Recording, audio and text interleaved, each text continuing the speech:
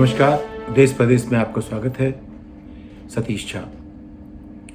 चुनाव ने सबके दिल की धड़कनें कुछ अजीब सी कर दी हैं।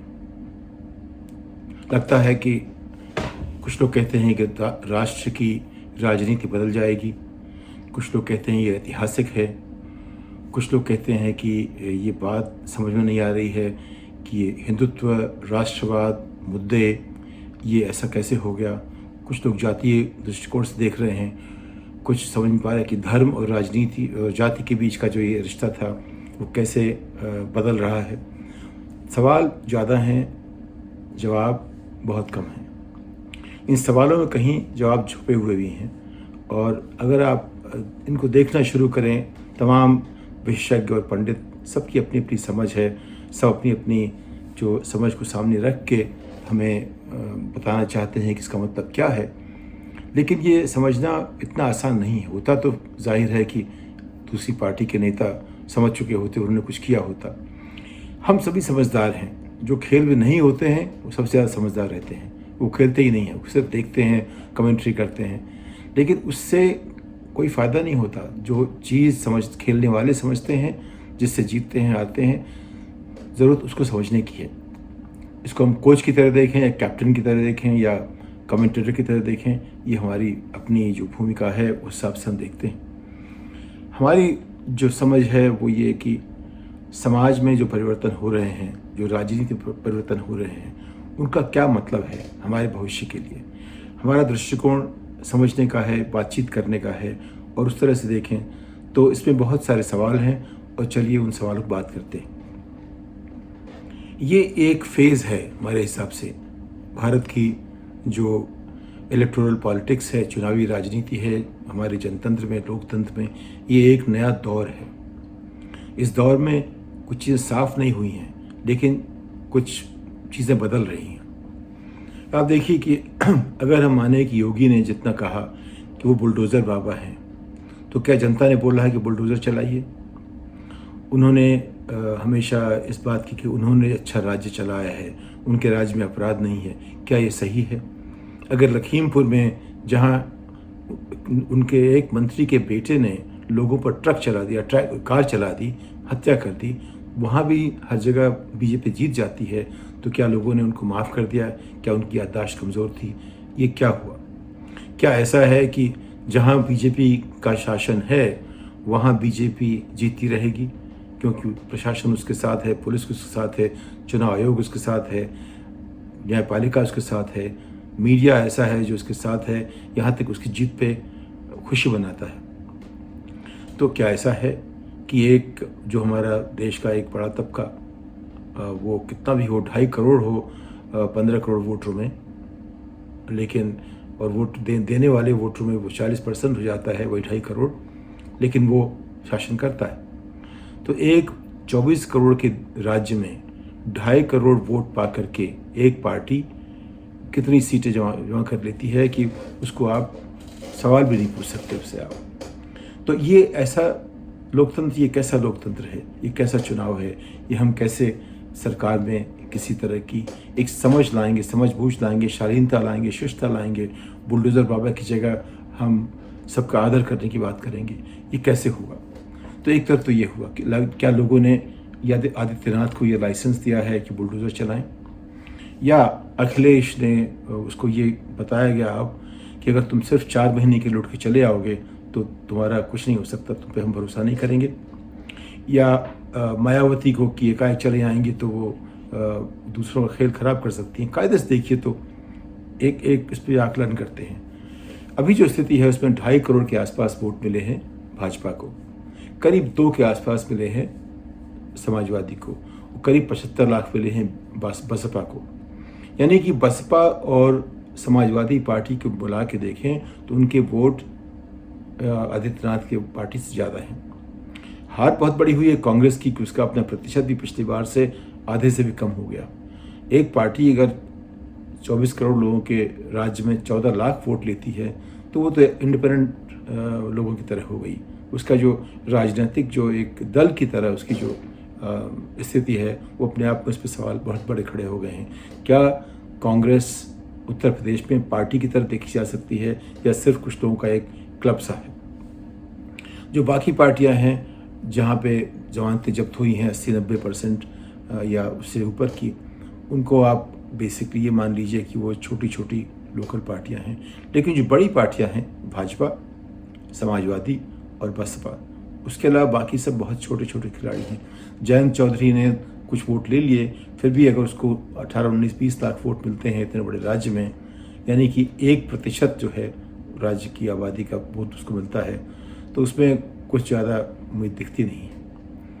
तो जो अभी जो खाका निकला है, योगी ने ऐसा कैसे किया, मोदी ने ऐसा कैसे किया? एक नज़रिया ये है कि योगी तो भगवा करते रहे, उनके साथ के लोग ये कहते रहे योगी जी अच्छा कर रहे हैं, क्योंकि जो 30 साल में जो तमाम दूसरी जातियों ने ब्राह्मणों के ऊपर जो अत्याचार किया है उसका हमें जवाब देना पड़ेगा। वो ब्राह्मण भले ना हो, लेकिन जो ब्राह्मण लोगों ने ये मान लिया था कि वो जो ऊपर की या ऊंची जातियां कहलाती हैं उन सब का ख्याल कर रहे हैं और बाकी लोगों को एक सबक सिखा रहे हैं, ऐसा उनके दिमाग में बैठ गया था। तो योगी ने बहुत बड़ा काम तो ज़रूर किया कि पहली बार करीब 50 साल में एक मुख्यमंत्री दोबारा चुन के आ गया है 5 साल पूरे करने के बाद।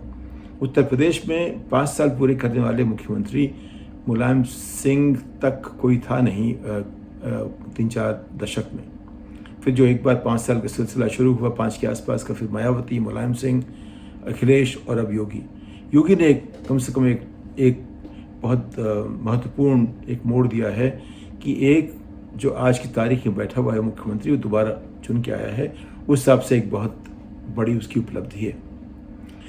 और लेकिन इस उपलब्धि में जो जातीय गणित है वो कुछ ऐसी हो गई कि लोग समझ नहीं पा रहे हैं, और तमाम तरह के विश्लेषण आप देखिए, सब लगता है सब लोग समझ चुके हैं। अगर समझ चुके हैं तो इसे विपक्ष क्यों नहीं समझ पाता, वो क्यों नहीं जोड़ पाते? और जो अखिलेश के जो 2 करोड़ हैं वो हमेशा से 2 करोड़ चले आ रहे हैं हर चुनाव के साथ, ये भी एक देखने की बात है। अगर हम आंकड़ों को देखें वो कुछ हमें समझाते ज़रूर हैं, लेकिन अखिलेश की जो लोकप्रियता है या उसकी पार्टी की लोकप्रियता है 3 चुनाव में करीब करीब वोटों के हिसाब से बराबर रही है। लेकिन जो गैप जो जीती है पार्टी और जो दूसरी पार्टी है उसके बीच गैप करीब 10% वोटों का है, वो एक बहुत बड़ा गैप है। यानी कि मान लीजिए 60-70 लाख का जो गैप है जो मायावती के हिसाब से जो पूरा होता है। तो इसी लोग कह रहे हैं कि मायावती ने बेसिकली भाजपा को सपोर्ट किया है, चुपचाप शांति के साथ। उनको मान रहे हैं कि उनके ऊपर दबाव पड़ा अंत में चुनाव में आने के लिए और वोट काटने के लिए, जो उन्होंने अच्छी तरह किया। अगर वो खेल में ना होती तो जाहिर है कि अखिलेश की संभावनाएं काफ़ी ज़्यादा थी, क्योंकि जिन्होंने मायावती को वोट दिया है वो शायद भाजपा को वोट ना देते। तो सवाल बहुत सारे हैं। क्या ये ऐतिहासिक है? इस हद तक कि मुख्यमंत्री दोबारा चुन के आया है, एक नई बात है, लेकिन कितना ऐतिहासिक है? क्या इससे एक नया मॉडल बना है जिसको MY मॉडल कहते हैं? वो अंग्रेजी में अच्छा लगता है, MY मोदी योगी, या माई मॉडल तो अंग्रेजी में तो ठीक लगता है, लेकिन मो यो हिंदी में उतना समझ नहीं आता हमारे। तो क्या योगी ने ऐसा मॉडल बनाया है? ऐसा लग रहा है कि योगी की जो ऊंची जातियों को अपने साथ लेके चलने की और कुछ पीछे से गठबंधन करने की एक जो वो क्षमता थी, और दूसरा जो मोदी ने हमेशा बात की विकास की और तमाम योजनाओं की, कुछ जो महिलाओं को सपोर्ट मिला। कुछ लोग कहते हैं कि मुस्लिम महिलाएं वो वोट दे रही हैं बीजेपी को क्योंकि उनके यहाँ जो भी नियम कानून थे उसके अंदर 3 तलाक ख़त्म होने तक वो प्रताड़ित महसूस करती थी, और अब उनको थोड़ी राहत मिली है, इससे वो सब चुपचाप बीजेपी का सपोर्ट कर रही हैं, ऐसा लोग कहते हैं। अब इन सब के ऊपर हमारे पास कोई ऐसा आंकड़ा नहीं है कि हम कह सकें ये बात सही है, लेकिन ये भी एक बात कही जा रही है। यानी कि योगी को जो समर्थन मिला है ऊंची जातियों का भी मिला है, और जो भाजपा का समर्थन है उसमें मोदी के जो विकास की चीज़ें हैं, जो कुछ अनाज की बात है, कुछ लाभार्थियों की बात है, उन सब का असर पड़ा है। तो ये 2 रास्ते हैं जो कहीं कन्वर्ज हो रहे हैं। तो उसमें उनको RSS का जो पुराना जो रिश्ता है, जो संघ चाहता है, वो भी उनको फ़ायदा हो रहा है एक तरफ से, और जो बात विकास की करते हैं उसमें कुछ हुआ हो चाहे ना हुआ हो, पहली पायदान में हुआ हो या सिर्फ जो अनाज देने की बात है, जो 80 करोड़ लोगों को उसका असर पड़ा हो, कहीं न कहीं इन चीज़ों का असर पड़ता है। पहले जो लोग कहते थे कि हम आपको कुछ देंगे, ये देंगे, वो देंगे, अगर वो सब ऑलरेडी दे दिया गया है तो फिर आप आगे और क्या देंगे? आपके पास देने के लिए बचता क्या है जो लोगों के वोटरों की पसंद का है?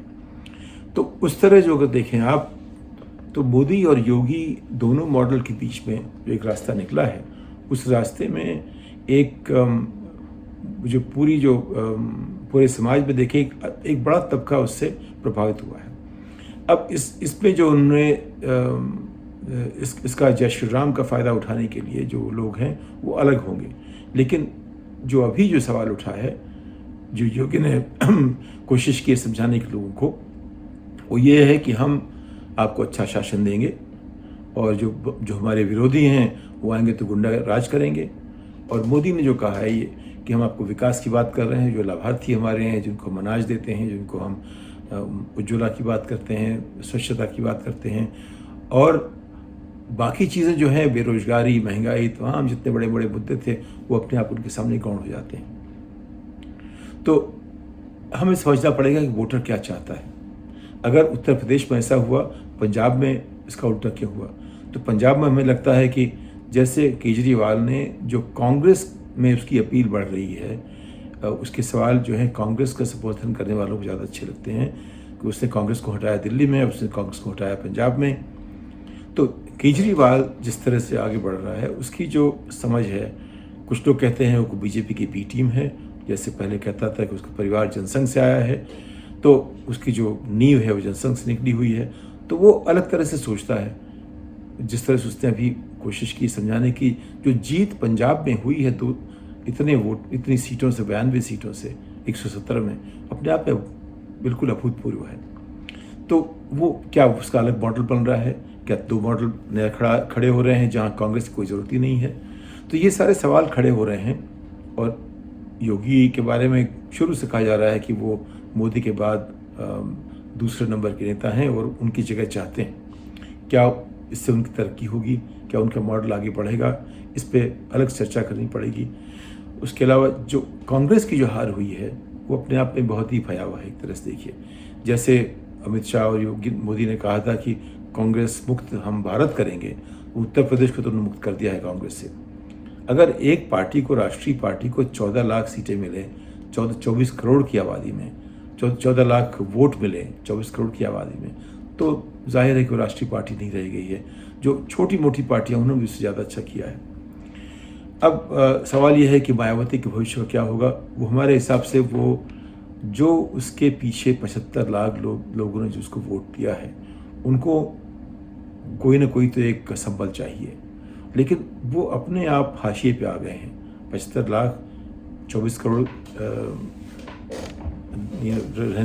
निवासियों के जगह पे ज़्यादा नहीं होते। कम से कम सरकार बनाने के लिए 2.5 करोड़, 2 करोड़ से ऊपर वोट चाहिए, 2.5 करोड़ के आसपास वोट चाहिए। जब तक वहाँ पे नहीं पहुँच सकती मायावती या कोई पार्टी, तब तक उनकी कोई संभावना नहीं है। यानी कि आबादी का 10% और वोट देने वालों का करीब 40% जो वोट देने आते हैं उनका, और जो वोटरों की कुल संख्या है उसका कम से कम 15-16%, 20% जो है, उतना आपको चाहिए सरकार बनाने के लिए। तो वो मायावती का लगता है, जो उनकी जो भी समझ थी, वो जिस तरह बात करती हैं, चुनाव लड़ती हैं, दिखती हैं लोगों को, वो लगता है कि अब रिटायरमेंट के ऊपर आ गया उनका हिसाब। तो सवाल बहुत सारे हैं। अरविंद केजरीवाल क्या सोच रहे हैं? उनकी अगली उन्होंने ऑलरेडी शुरू कर दिया गुजरात में ऐसे काम करना। देखिए, एक बात कि बीजेपी फुल टाइम पॉलिटिक्स में है और Arvind Kejriwal full time politics में है। बाकी सब लोग, राहुल गांधी भी पार्ट टाइम है, अखिलेश भी पार्ट टाइम है। तो पार्ट टाइम पॉलिटिक्स खत्म हो चुकी है अब देश से। जो लोग फुल टाइम होंगे वही आगे बढ़ेंगे, पार्ट टाइम वाले उनके लिए कोई जगह नहीं बची है। तो अभी जो स्थिति ये है कि जो लोग माचो हैं, जो लोग कुछ करके दिखाना चाहते हैं, दबंगई के साथ बोल रहे हैं, वोटर उनके साथ जा रहे हैं। कोई किसी के पास महीन बातें समझने का समय नहीं है। सब खाली देखते हैं जोश कहाँ है, देखते हैं कि कहाँ उनको फ़ायदा हुआ है, और जहाँ बीजेपी की पार्टी सरकार में है वहाँ उसको हराना बहुत मुश्किल होगा, क्योंकि उसका जो संबंध प्रशासन से पुलिस से और चुनाव आयोग से और तमाम जो सरकारी संस्थाएं हैं, उस संविधान के जो तमाम स्तंभ हैं उन सबसे जो बना रखा है डरा धमका करके या प्रेम से या जो भी उन्होंने किया है, जिस तरह से भी किया है, वो अपने आप में एक बहुत ही उसे आप कहते हैं मजबूत सा एक उन्होंने ढांचा बना रखा है कि जहाँ उनकी सरकार है वहाँ उनको हराना मुश्किल है, और जहाँ दूसरों की सरकार है, जहाँ संभावनाएं हैं एक ऐसा चुनाव करने की जो अपने आप में साफ सुथरा हो कम से कम औरों के मुकाबले, जहाँ कोई गड़बड़ ना हो, वहाँ पे आपके आने की संभावना है या किसी और के आने की संभावना है। तो अब जो है एक तरह से भारतीय राजनीति में एक कुछ नया सा एक माहौल बन रहा है, और उसके लिए हमें देखना पड़ेगा कि ये अरविंद केजरीवाल जो हैं वो काफ़ी एक नई भूमिका अदा करेंगे, वो क्या करना चाहते हैं उसका काफ़ी असर पड़ेगा देश की राजनीति पर। तो अब जो है कांग्रेस और हाशिए पर चली गई है, जब तक वो अपने आप को फिर जो तीन जो स्थितियाँ हैं, नेतृत्व, संगठन और रणनीति, उस पर अगर नहीं खड़ी उतरती है तो उसके पास उसका भविष्य जो है कुछ अभी तो बहुत धुंधला दिखता है। इस बात के साथ अगली पायदान तक आपसे विदा लेता हूँ। नमस्कार।